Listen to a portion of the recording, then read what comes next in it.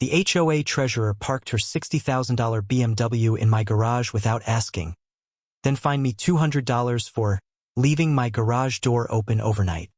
I just dragged myself home from a 12-hour electrical shift, work boots crunching on the gravel, brain fried from wiring an emergency backup system where mistakes can literally kill people. I hit the garage door opener, expecting to see my tools and my grandfather's workbench. Instead, a pearl-white luxury SUV sat dead center where my workshop should have been. Her BMW X5 was parked with surgical precision, maybe 6 inches of clearance on either side, lined up so perfectly that opening a door would chew right into my bench.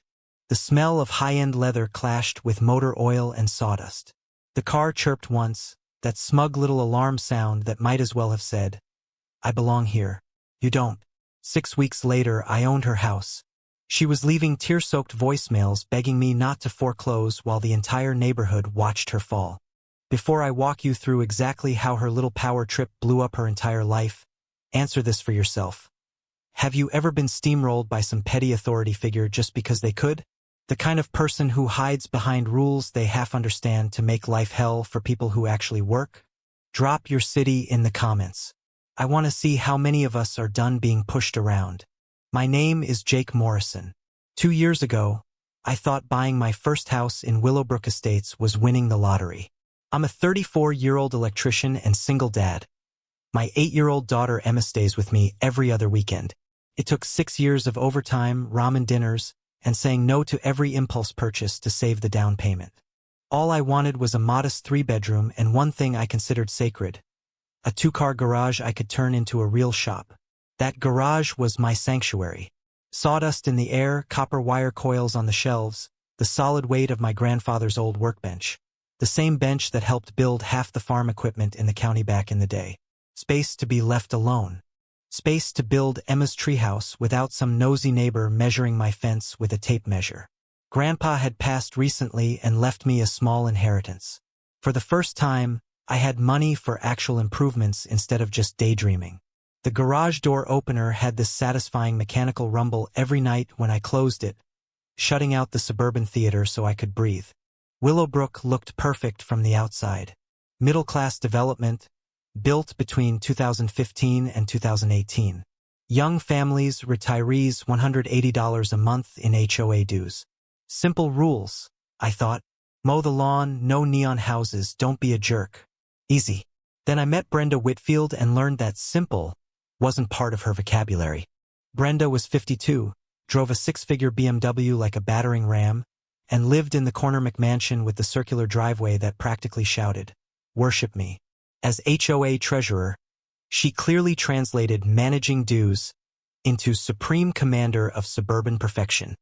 Her husband Brad worked in city planning, and she deployed that fact like a weapon in every conversation. Picture it. Always immaculate hair, designer clothes, designer purse dog, smile cold enough to refreeze Arctic ice. The kind of person who takes a walk just to eyeball your grass with a mental ruler. Our first run-in happened 6 months after I moved in. I was installing motion-activated safety lights for Mrs. Chun, an elderly widow who'd been scared by recent break-ins. I was running cable along her exterior wall when I felt a shadow fall over my work, followed by the crisp tap of expensive heels and a cloud of perfume that cost more than my monthly truck payment. "Excuse me," she said, hugging a clipboard like it was divine scripture. "I don't see any permits posted for this electrical work." I explained that simple outdoor security lighting doesn't need permits, showed her my state license, and even offered to walk her through the code requirements. Her lips tightened. "I'll need to verify that with my husband. We cannot have questionable contractors compromising our property values." The way she said questionable contractors, you'd think I'd climbed out of a dumpster instead of spending 12 years wiring hospitals, schools, and half the new construction in town. That bitter, metallic taste of being dismissed. That was my welcome package to Brenda's neighborhood. Over the next 18 months, she turned HOA enforcement into performance art. She did dawn patrols with a little notebook, logging infractions like kids' bikes left on driveways, trash cans lingering at the curb for an extra 11 minutes, or wreaths that didn't meet her seasonal design standards. She went after anyone who didn't fit her personal aesthetic. Mrs. Chun got cited for aesthetically inappropriate decorations. Translation: her late veteran husband's memorial wind chimes. Tom Rodriguez, a Marine veteran who owned a contracting business, got fined for parking his work truck in his own driveway. Commercial vehicles degrade residential character, the notice said. You could spot Brenda by the sound of her heels. It was our unofficial early warning system. Kids scattered. Blinds twitched. Adults suddenly discovered an intense need to be anywhere she wasn't. Emma noticed, too. One afternoon, my brutally honest 8-year-old asked, "Why does the mean pretty lady always look like she smelled something gross?" Out of the mouths of babes. I kept my head down. Followed the rules. I kept my grass trimmed to exactly 2.75 inches. Parked my work van on the public street just to remove ammunition. Paid dues on time. Ignored her little digs. Then came that Tuesday. I pulled into my driveway at 7:30 p.m. after installing backup power at a medical clinic. My steel-toed boots felt like concrete blocks. My shoulders ached where my tool belt dug in. All I wanted was a beer and a quiet half-hour tinkering with Emma's treehouse plans. I hit the garage opener. Brenda's pearl-white BMW X5 sat in the middle of my garage like it was on a showroom floor. Not half in, not nudged to one side, dead center. Perfectly positioned to block my bench and cabinets. The mix of leather, motor oil, and sawdust made my stomach turn. I stared for a full 30 seconds, remote in hand, trying to decide if I was hallucinating from fatigue. The car alarm chirped again, smug as hell. I walked around to the front door.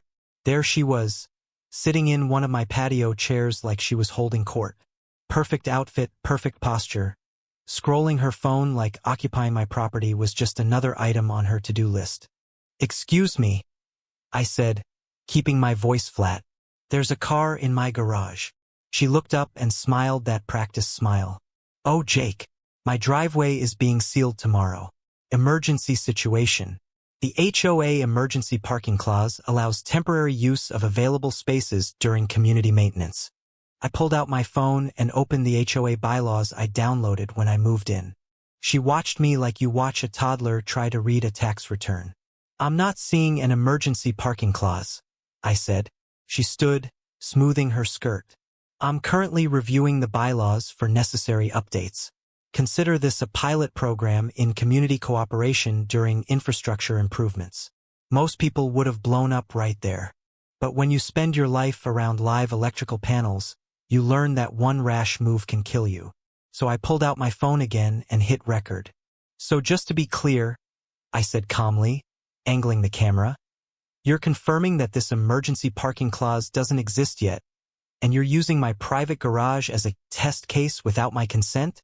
Her face flickered from smug to startled. "You can't record me without my permission." "Actually, I can. This is my property, and this is a one-party consent state." Side note for anyone watching this. In a lot of states, you can legally record conversations on your own property without the other person's okay. That's how you document harassment. Just make sure you check your local laws. She lunged like she might grab my phone. I stepped back. "Brad will hear about this," she snapped. "Great," I said. "I'd love the city planning department's official take on fake HOA clauses." She stormed off. Her BMW stayed. The next morning, I woke up to an official HOA violation taped to my front door. Failure to maintain community standards. Garage left open overnight, creating visual blight. Fine. $75. Escalating to $200 if not resolved within 48 hours. Handwritten at the bottom. "Maybe next time you'll be more cooperative." B. I called my buddy Derek, college roommate turned real estate attorney. While I stared at the notice, I read it to him. He laughed. "Jake, she just handed you a gift. She created the violation and then fined you for it. That's textbook harassment and abuse of HOA authority. So what do I do?" "Step 1, he said. Learn what they're actually allowed to do. HOA formation documents are public record. Go to the county office at lunch. Find their incorporation papers and their insurance policy. Verify what power they really have versus what Brenda just likes to pretend she has." So on my lunch break, I choked down terrible courthouse coffee while digging through musty files. It took an hour, but what I found finally made me smile. Brenda, meanwhile, was busy. When I got home, I had an HOA-wide email in my inbox. Urgent community notice. Resident violation creating security concerns due to unsecured garage overnight. Board reviewing enhanced enforcement procedures. She'd gone public. That night, Emma called, excited about her upcoming weekend. "Daddy, is my treehouse going to be ready soon? We might have to work around some obstacles, kiddo. Is the mean lady being mean again?" "Yeah, baby, but Daddy's learning how to be mean back the right way." What I didn't tell her yet was that the county records had revealed something Brenda never wanted anyone to see. By Friday morning, her audacity hit a new level. Not only was her BMW still in my garage, but now there was a sleek black Mercedes sedan parked beside it. Every inch of my workspace was buried under German engineering. My electrical supply cabinet, about $3,000 in gear, had been shoved against the back wall. My lock was gone. A shiny new padlock I didn't buy was in its place. Tools were scattered across my grandfather's bench like some idiot had gone digging for scrap. On his old vise was a sticky note: temporary relocation for client staging. Community cooperation appreciated. BW. That taste of rage? Coppery and sharp, like biting your tongue. The reek of her perfume now hung in my shop like a territorial marker. Every part of me wanted to grab the bolt cutters and introduce her BMW to daylight. Instead, I did something she'd never see coming. I called the non-emergency police line. "Hi," I said.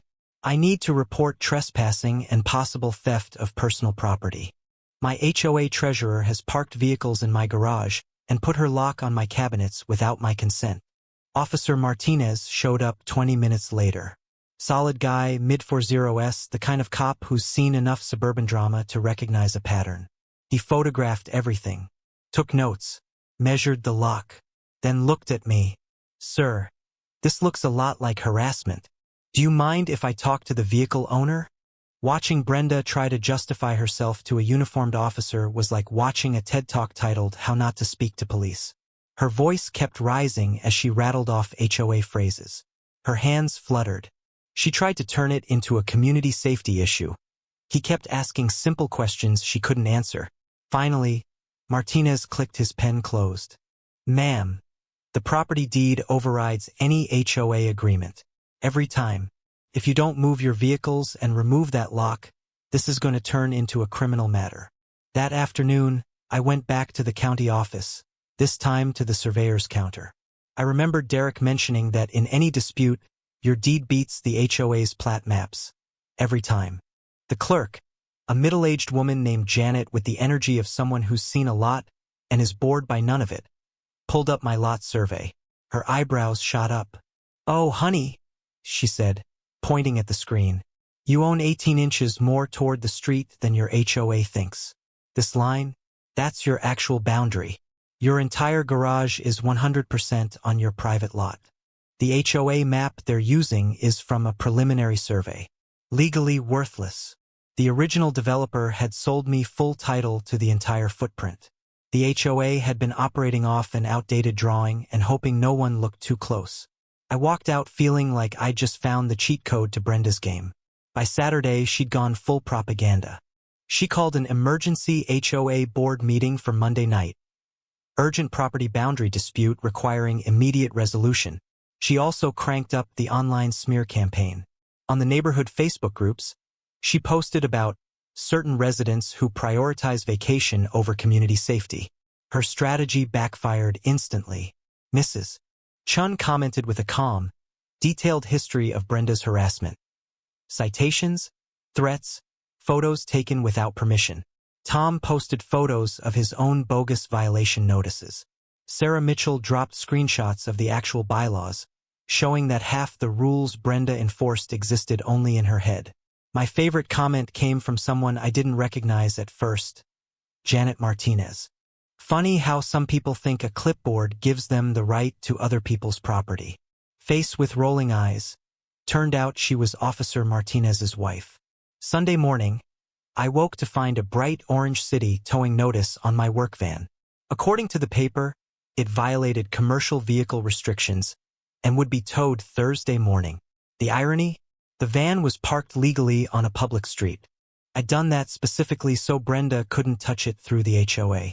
So she'd gone through Brad at city planning, having him invent a violation that didn't exist. Emma called that evening, voice buzzing with treehouse excitement.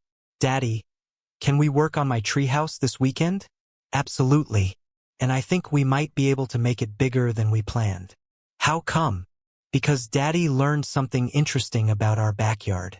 Turns out it's a little bigger than some people think." What I didn't say was that her treehouse was about to become Exhibit A in a live-action course on property rights. Monday night, I walked into the Willowbrook Elementary cafeteria for Brenda's emergency meeting. 3 folding tables pushed together at the front, metal chairs, the smell of industrial cleaner and yesterday's mac and cheese. Only 3 people sat at the front table. Brenda in the center, navy blazer, expression that screamed, "I run this place." On her right, Harold, retiree, board member, human bobblehead. On her left, Patricia, whose primary talent appeared to be pursing her lips in disapproval. "Where's everyone else?" I asked, pulling out my phone and hitting record. "The other board members couldn't make it," Brenda said smoothly. "But we have quorum, so we can conduct essential business." I sat in a tiny plastic student chair. It creaked ominously beneath me. "First order of business," she announced. "Motion to clarify parking enforcement procedures in light of recent noncompliance." She slid a 3-page document toward me. It was dense with pseudo-legal garbage but boiled down to this. The HOA could fine anyone for almost anything related to vehicular storage creating visual disruption to community standards. Buried in there was a retroactive fine. $800 for unauthorized garage usage patterns going back 60 days. "You're trying to fine me $800 for how I use my own garage?" I asked. "Community standards affect all property values," she said. Harold bobbled his agreement. That's when I remembered something Derek used to pound into my head during late-night study sessions. Most HOA boards never bother getting proper insurance for the power they pretend to wield. Without coverage, the individual board members are personally liable for damages their decisions cause. "Before we go any further," I said, "I'd like to see the HOA incorporation documents and your insurance policy that covers these enforcement powers." The silence that followed was thick. Patricia's lips tightened even more. Brenda's smile faltered. Harold stopped nodding. "Those documents are under review by our legal counsel," Brenda said. "Good thing I like to do my homework," I replied, pulling out the copies I'd picked up from the county office. I spread the incorporation documents and the insurance policy across the kid-sized table. Brenda's face went from confident pink to paper white. "According to your insurance," I said, tapping the relevant section, "the HOA specifically excludes coverage for any board member's personal business activities, like, say, using community resources for a private staging company." I opened another folder. "And over the last 18 months, I've documented $23,000 in financial irregularities." The pattern was obvious. Storm cleanup billed to the HOA, but the work done for free by city crews. Landscape consultations paid out of HOA funds to Brenda's own company. Emergency tree removal that cost us $8,400 for trees the city actually removed at no charge. But that wasn't the bombshell. "Mrs. Whitfield," I said, pulling out one last document. "Did you know your husband's city planning emails are public records?" The blood drained from her face. I read aloud from Brad's official account. "Problem properties requiring community pressure to improve neighborhood composition. Target working-class homeowners for maximum leverage." Harold's mouth dropped. Patricia gasped. "There's more," I said, turning the page. "Wife staging business needs 3-month access cycles. Recommend escalating HOA pressure on Morrison property for optimal client presentation timeline." Brenda pushed back her chair so fast it fell, clattering across the tile. "This meeting is over," she snapped and marched out. I drove home thinking the worst was behind me. I was wrong. The next morning, Derek called. "Jake, sit down," he said. Lawyers only say that when they found something huge or horrifying. Remember I told you I'd dig deeper into Brenda's business? Yeah. I didn't just find a smoking gun. I found an arsenal. He'd spent the night cross-referencing her state real estate license, property records, and HOA transactions. First, he said, she's got 2 active complaints against her license, both elderly clients. Both say she manipulated them into selling below market value. The coffee maker gurgled behind me. I was going to need a full pot. Second, she owes about $180,000 more on her mortgage than the house is worth. She's deeply underwater. And third, Brad's city job? He's already under ethics review. Someone filed a complaint with the state attorney general 6 months ago about corruption in planning departments working with HOAs to manipulate property values. Your situation is about to become Exhibit A. Clicked. Tell me this is bigger than just Willowbrook. Oh, it is, Derek said. Brad identifies properties that'll spike in value after zoning changes.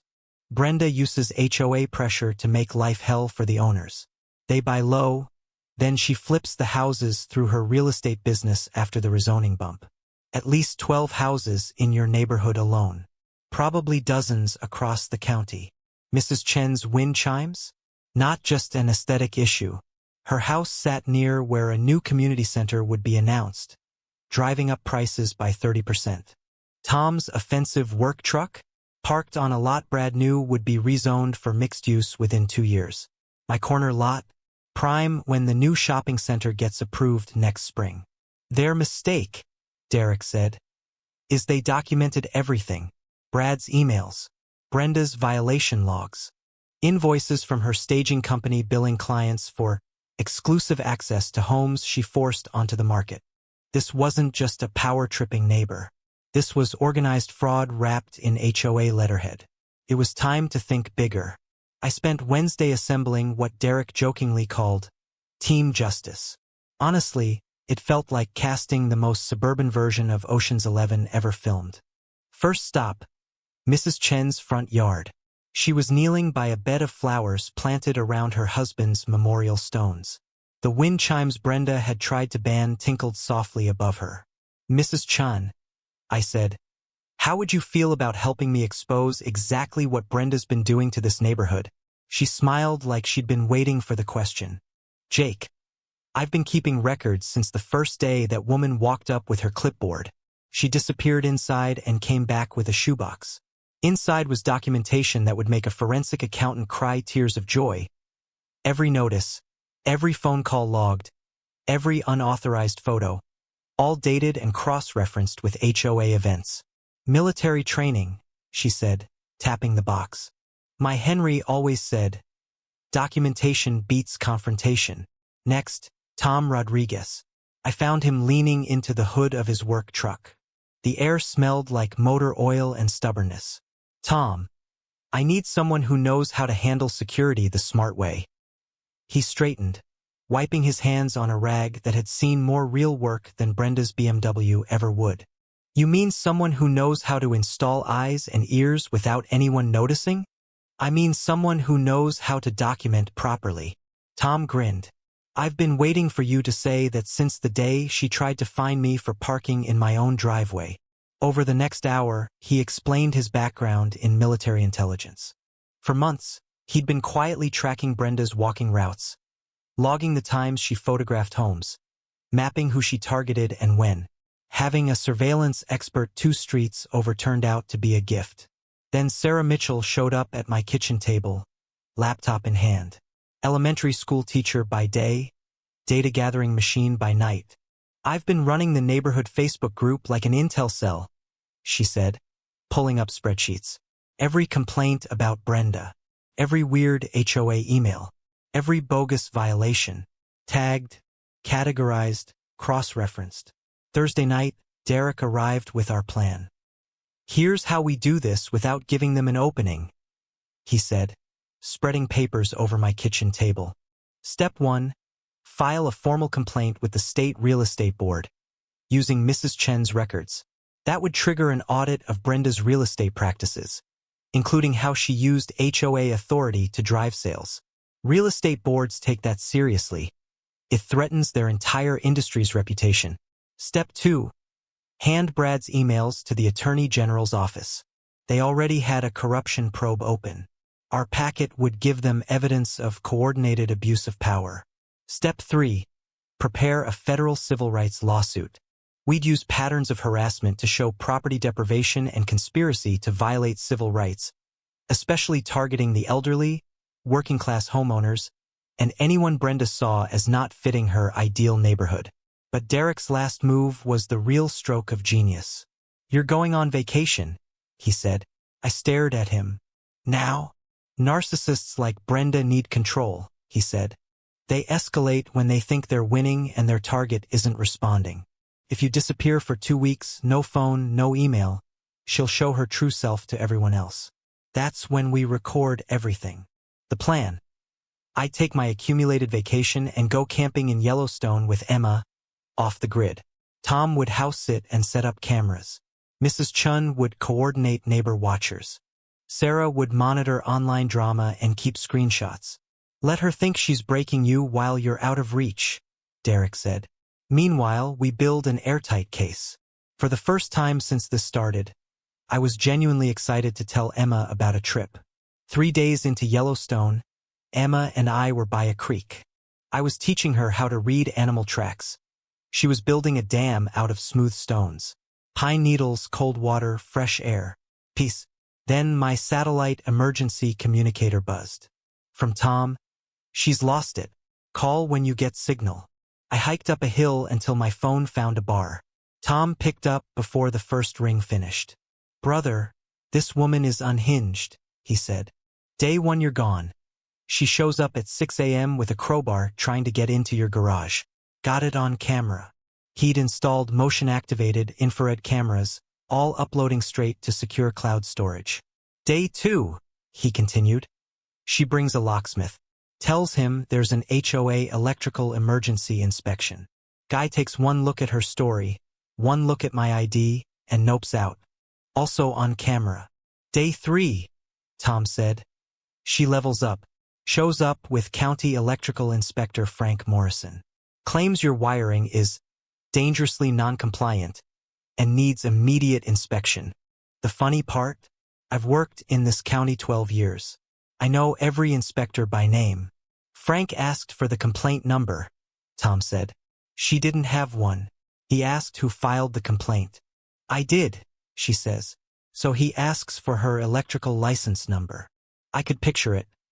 Brenda, realizing she just claimed expertise, she didn't have to a man who's been inspecting panels longer than she's been selling houses. "Frank tells her," Tom said. "Filing false emergency reports is a misdemeanor. Then he hands me his card and says to call if she tries anything else." Emma's laugh drifted up from the creek while Tom detailed Brenda's meltdown 200 yards and a world away. "And that's not even the best part," Tom said, voice dropping. "Yesterday she tried to bribe me. Offered $500 cash for 1 hour in the garage to retrieve staging materials. I told her those staging materials look a lot like your tools." He'd recorded the whole thing. Every word, including her promise that cooperating would make my future permit applications a lot easier. "Keep recording," I said. "She's not done."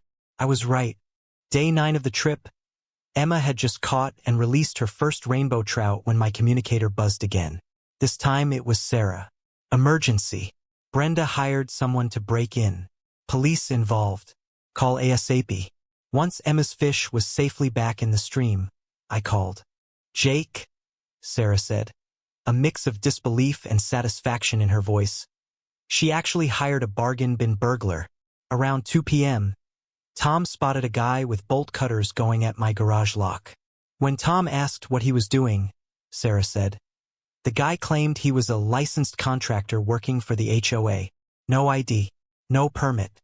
Only a handwritten note on Brenda's personal letterhead saying to retrieve staging materials. Tom called the cops. Officer Martinez arrived to find a man with no documentation trying to break into a locked private garage with bolt cutters. Under questioning, Sarah said, the guy caved immediately, named Brenda. Told them she'd paid him $200 cash to get your staging supplies. At this point, the list of potential charges against Brenda, attempted breaking and entering, conspiracy, false reports, harassment, now solicitation of criminal activity, was longer than my tool inventory. But the real bomb dropped this morning, Sarah said. The AG's office executed a search warrant on her house and office at 6 a.m. News cameras and everything. Channel 7 had it all. Brenda in her bathrobe screeching about her rights while agents walked out with boxes of financial records. Brad in handcuffs being walked out of city planning while his co-workers stared through the glass. They found everything, Sarah said. Computer files on the scheme. Bank records showing she ran HOA money through her personal accounts. And a spreadsheet labeled Target Properties. Each entry listed addresses, notes, and pressure points. Mrs. Chun was elderly widow, vulnerable to safety concerns. Tom was working-class Hispanic, likely to avoid legal confrontation. Mine was a whole paragraph. Single father, electrician, corner lot, high development potential. Apply pressure via daughter's needs. The racism, classism, and sheer cruelty spelled out in her own words would make the civil rights case trivial. And it's not just Willowbrook, Sarah added. They arrested for other HOA board members in different neighborhoods. This was a county-wide racket. Derek called later that day. The AG wants to talk to you when you're back, he said. Don't worry. You're a victim and a key witness. Your garage is the thread that unraveled a multi-million-dollar fraud. Before we hung up, he added, Oh, and Brenda called you 17 times yesterday. The voicemails are something. Sarah had already saved them. Starting with orders, moving to threats, sliding into bargaining, ending with full breakdown. She even offered to buy my house above market value if I'd make this all go away. Save everyone, I said. 2 weeks after we left, Emma and I drove back into Willowbrook to find our sleepy street turned into a strange mix of news event and block party. 3 news vans. Neighbors gathered in clusters. My house front and center, with yellow tape still around the garage and Brenda's BMW sitting there. Abandoned. Daddy, why are there cameras? Emma asked. Because sometimes when you stand up to a bully, I said, other people notice. Tom met us in the driveway, grinning, a bulging folder in hand. Welcome home, man. Ready to be famous. Inside the folder was everything. 17 separate attempts to access my garage, 3 police reports, 1 arrest, and hours of high-def footage. Channel 7 wants to interview you in an hour, he said. They're calling it the homeowner who brought down the HOA mafia while on vacation. Before the interview, Detective Sarah Rodriguez from the AG's office walked me through what they'd uncovered. She was calm, methodical, and clearly enjoying the fact that a group of ordinary homeowners had handed her the biggest HOA fraud case in state history. Mr. Morrison, she said, your documentation, combined with what your neighbors gathered, led to charges against 14 individuals in 6 counties. The scheme went deeper than we'd guessed. City planners, real estate agents, mortgage brokers, HOA board members. Coordinated fraud using regulations and fear to squeeze working families. Your garage, she said, was minor compared to the rest. But without it, we wouldn't have had probable cause to dig deeper. It's the string we pulled until the whole thing came apart. At 5 p.m., we filled the Willowbrook Elementary cafeteria for what Sarah Mitchell dubbed a community accountability meeting. 47 families, local press, officials, and a whole lot of righteous anger. Derek summarized the fallout. Brenda's real estate license has been permanently revoked, he told everyone. Brad's been fired from city planning and barred from public employment. Their McMansion in foreclosure. Both are facing federal fraud charges, Derek added. Potential sentences up to 20 years. But then came the part that actually made the room cheer. As part of the civil settlement, he said, we've established a community legal defense fund. Any homeowner in this county who faces HOA harassment will have access to free legal consultation. The applause shook the cafeteria. Mrs. Chun stood, holding a framed photo of her late husband. Her voice trembled, but not with fear. My Henry served 3 tours, she said. He believed in real democracy. He would have loved to see it working right here on our street. Then Tom took the mic, posture straight as if he were back on active duty. What Jake did, he said, nodding at me, wasn't just stand up for his garage. He stood up for every working family who's ever been told they don't belong in their own neighborhood. Then came the voicemails. Sarah queued them up on a portable speaker. 17 messages spanning 2 weeks. The first ones were pure entitlement. You need to return immediately and resolve this garage situation. Then came the threats. My husband's position gives us options you haven't considered. Then bargaining. I'll drop all HOA violations if you'll just let me explain. And finally, the late-night breakdowns. Please, Jake, I'm begging you, she sobbed. I'll pay above market for your house. Just don't let them take everything. The last message at 3 a.m. on day 12 was the most revealing. I never meant for it to go this far, she choked out. I just wanted to control something. If I could make the neighborhood perfect, maybe Brad would stop drinking, and we could fix our marriage and I wouldn't feel like such a failure. It was raw, almost tragic, almost. Officer Martinez stood from the back row. Justice isn't always pretty, he said, but it's necessary. Afterward, Channel 7's reporter asked me on camera for a final comment. 47 of my neighbors watched. Emma sat on the floor behind the rows of chairs, building a tower out of program flyers. All I ever wanted, I said, was to use my own garage. Turns out, when you protect small things, sometimes you end up protecting big things too. Like the right to live in your own neighborhood without needing permission from someone drunk on fake power. The room erupted. The standing ovation lasted 3 full minutes. Emma clapped until her hands went red. 6 months later, Emma's treehouse was finally finished. Built exactly 18 inches past where Brenda had insisted my property ended. If you own the land, I told Emma, you might as well use all of it. She hung upside down from the rope ladder, hair swinging like a pendulum, explaining the treehouse rules to her friend Madison. Rule 1, she said firmly. No mean people allowed. Rule 2. Everyone has to share snacks. Rule 3. If you're mean to somebody's daddy, you can never come up here. Ever. Smart kid. She'd learned more about power, rights, and community than most adults I know. The civil suit wrapped up the week before. I received $12,000 plus coverage of my legal fees from the HOA's insurance for board misconduct. Derek had been right. When board members operate outside their authority, they can be held personally responsible. I didn't keep the money. Instead, we used it to launch the Willowbrook Property Rights Defense Fund. Seated with that $12,000 plus Derek volunteering pro bono time, plus Mrs. Chen serving as a community ombudsman for elderly residents.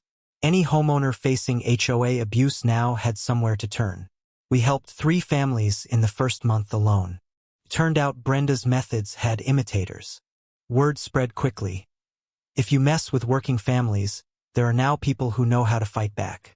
Mrs. Chun became something of a local legend. Her meticulous record-keeping impressed county officials so much that 2 other counties invited her to teach workshops. She named them Democracy in Action. Tom ran for the new HOA board and won in a landslide. First rule he pushed through: all financial records posted online for any resident to see. Second rule: no board member could profit from their position in any way. No side businesses, no consulting fees, no preferred vendors they secretly owned. Property values in Willowbrook went up 8% after the scandal broke. Apparently people will pay extra to live where you don't have to worry about some petty tyrant weaponizing invented rules. Sarah's spreadsheet skills evolved into a YouTube channel, HOA Accountability Network. She teaches homeowners how to pull formation documents, understand bylaws, document harassment, and organize their neighbors. She passed 50,000 subscribers last month. Derek's practice exploded. HOA horror stories poured in from other towns. He hired 2 associates and pivoted to specialize in homeowner protection law. He still says my garage was the best advertising campaign he never paid for. One evening, while we were grilling burgers, Emma watched me for a long moment. "Daddy, are you proud of what we did?" she asked. "I'm proud of what you did," I said. "You were patient while Daddy figured out how to be brave." "Can we go camping again this summer?"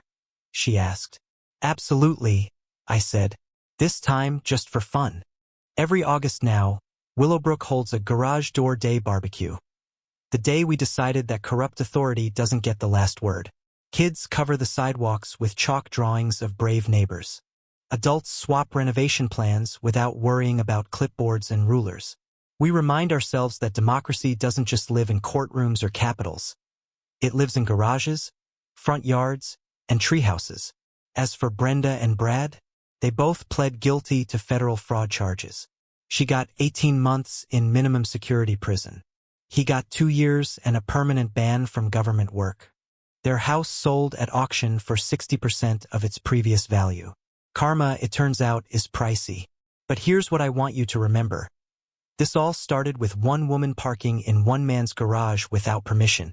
It ended with a multi-county criminal investigation, federal charges, revoked licenses, and protections for hundreds of families who didn't even know they were in danger. Sometimes the biggest changes start with defending the smallest spaces. So here's my challenge to you.